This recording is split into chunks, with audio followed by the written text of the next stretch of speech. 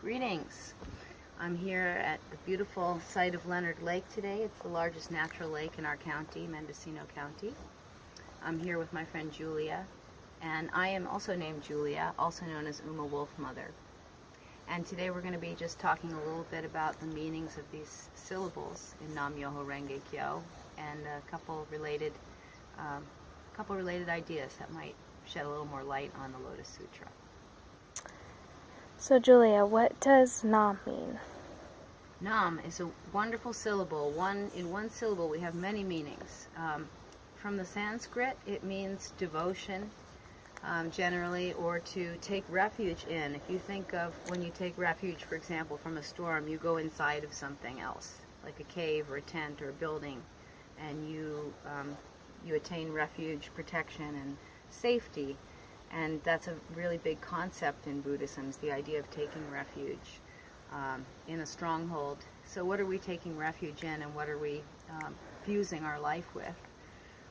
We say through the syllable we're fusing our life with Myoho Renge Kyo, which is the title of the Lotus Sutra, and what many understand to be the greatest single teaching in the universe for how to achieve peace and happiness in our lives. So Nam has several meanings. It's also to open up our life to the rest of these sounds and what they do to us and what they do with our lives and to our lives in concert with us. What about Myo? Well, it's interesting because Nam is attached to Myo by the sound M, by Nam Myo, basically. There's two M's there in a row, so they're glued with the sound of the mother. And Myo means many things also, but it's come to represent the infinite black light, if you will, of the cosmos. Some consider that to be the Divine Mother itself, the void from which all form is given birth. So when we say Nam Myo, we're rubbing those two sounds together, and what we're conjuring is something that many of us call faith. And that's a funny thing when people say faith in Buddhism, because they know that we're not professing faith in some external deity or higher power. What are we professing faith in? So by saying Nam Myo, we're cultivating faith in our own capacity to attain Buddhahood in this moment. That's the basic function and purpose of our life, is to reveal our most vast and most happy nature, and to inspire and touch others, to give them the capacity to do the same. Nichiren, the person who brought this practice, gave us this beautiful quotation in one of his letters. He asked, "How then are you to go about nurturing faith in the Lotus Sutra? For if you try to practice the teachings of the sutra without faith, it would be like trying to enter a jeweled mountain without hands to pick up the treasures, or like trying to make a 1,000-mile journey without feet. The answer is simply to examine the proof that is close at hand, and thus to take hold of the faith that is far off." So for me, what are the results of my practice that I can see close at hand? Well, I am sitting here today as a lady of the lake. This is a magnificent blessing in my life, and I'm here with my dear friend Julia, whom I also consider to be a great blessing. I'm here with a wonderful dog that you could probably hear cavorting and barking at times in the background. All of these beautiful blessings have continued to come into my life and continue to flower in my life because I chant.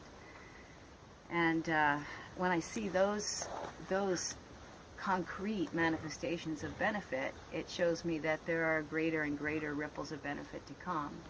So I'm trusting in the actual effects that I'm creating in my life through making these sounds. And Ho? So if Myo is the infinite vastness, or the black light of non-manifestation, Ho are the forms that continually come into existence and pass out of existence. I am Myoho. I am an invisible being who's taken form as Julia Landis. This water is Myoho. It's where did it come from? Where did water come from? We don't know. But it's here, and we know that if this water dries up, that it will eventually shower down in another place, and the phenomenon behind that is a mystic one.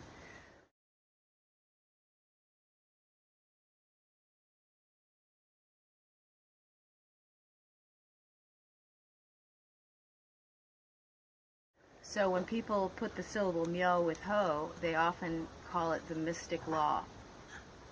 Myo has 3 concrete meanings that I didn't mention before. The first is to open. Myo, you can see it physically opens the mouth. The second is to completely revive and rejuvenate. And the third, open, revive, and the third is to completely endow. So if you think about myoho, we're really talking about the process through which we take birth and take manifestation, and that's our womb. Because we all come from an unmanifest state, and the womb, if you will, perfectly endows us and rejuvenates us.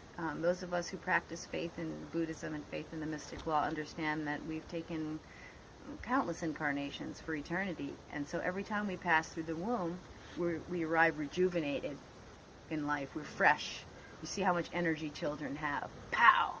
They have unlimited energy, and their parents often wish that they did not, as I do right now with my dog child. And so myo is that rejuvenation, and ho is that force, that fire incarnation by which we enter form, that burning aliveness that we enter life with. And the idea is that every time we sit down to chant, we're rebirthing ourselves. Each time, morning and evening, twice a day, we're rebirthing ourselves completely. And Renge? Renge literally means lotus. That's its direct translation. It means lotus blossoming and seeding simultaneously, flowering and also seeding. And if you think about it, what blossoms and seeds within us is the womb. It's Renge. It's this wonderful cosmic explosion. It's the orgasmic principle of life. It's the Big Bang. It's that continuation of form that is in the eternal present moment. Expansive, positive, creative. And when we are chanting, I believe, as a womb shaman and as a lady of the lake, I believe that we're literally energizing our womb space. And we're sensuously coaxing it to open and bring forth that eternal vastness of myo right through our womb space into our lives. So Renge is the lotus flowering. I'm seated here at a beautiful lake that will have actually water lilies in a few months. And even though right now it's winter and they're dormant and we can't see the water lilies, they're here in their potential form. And it's the very same with our Buddha nature. That even though you might not see me as a Buddha right today, you see me as an ordinary human being. Within my ordinary humanity is my Buddhahood. Within those empty lily pads is that potential blossom. And the last one, Kyo? Kyo! Kyo is an amazing sound. It literally means sutra. So when we say Nam Myoho Renge Kyo, we're saying I'm devoting my life to the principles in the Lotus Sutra, principle inherent in the Lotus Sutra. But it's also a birthing sound. If you say it with me right now, just very sincerely and vigorously, Kyo! Kyo! And again, Kyo! As loud as you can. Kyo!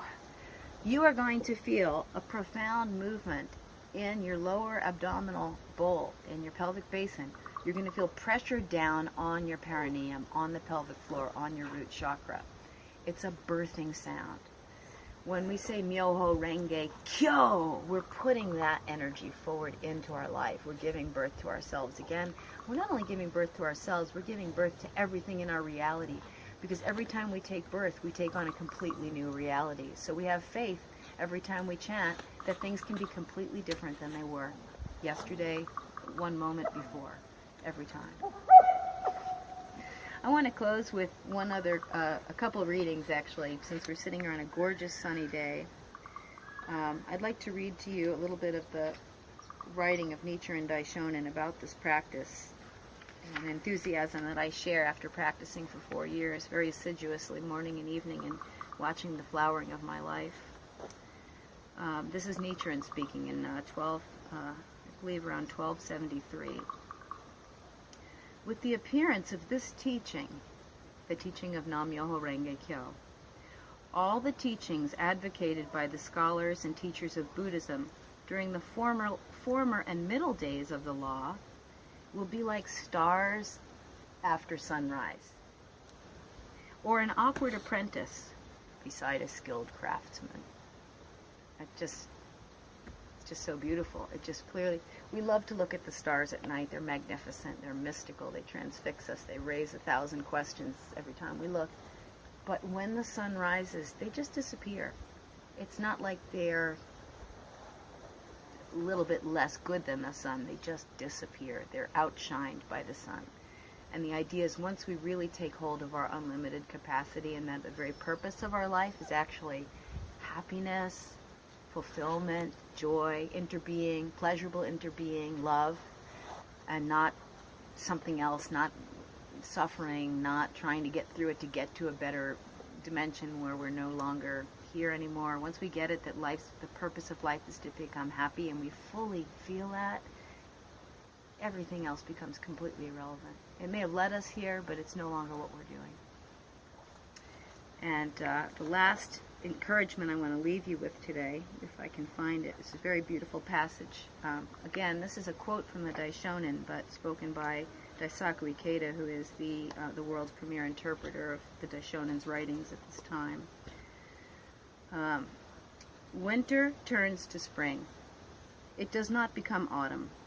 This is an unchanging principle of nature. In the same way, the Daishonin says, those who uphold the mystic law, the great teaching for gaining enlightenment, will never fail to become Buddhas or remain in the deluded state of an ordinary unenlightened person. Winter always turns to spring. So what does winter represent?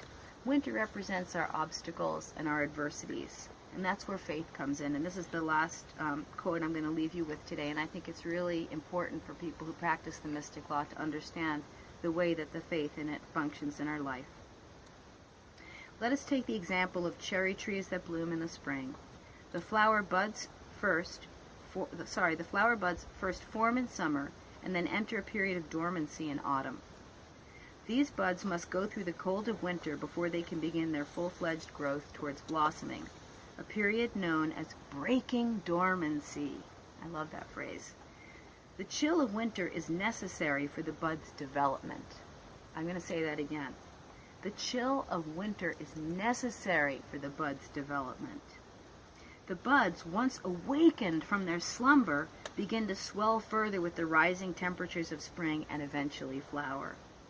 Winter can function to awaken the inherent power and the latent potential of this principle. It applies both to life and Buddhist practice. All living beings possess the seed of Buddhahood, otherwise known as their Buddha nature, their unshakable happiness, their inner joy. This seed contains the potential as vast and boundless as the universe itself. It is awakened from dormancy and brought to fruition by faith in the Lotus Sutra, which enables us to surmount the trials of winter. In other words, it is achieved through our struggles against the obstacles that arise in the course of our practice.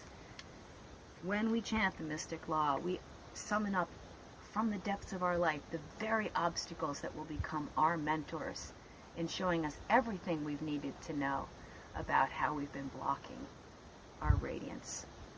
These obstacles are our teachers.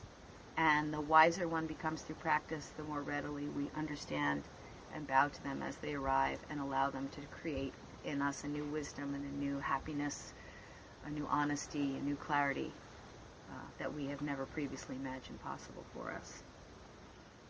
So it is said, even for cherry trees, if the winter chill required for the breaking dormancy is insufficient, the flowering buds will be delayed and the blossoms will not be right, they'll be irregular. So we need the winter in order to create the flowering, the full flowering of our joy and our Buddha nature.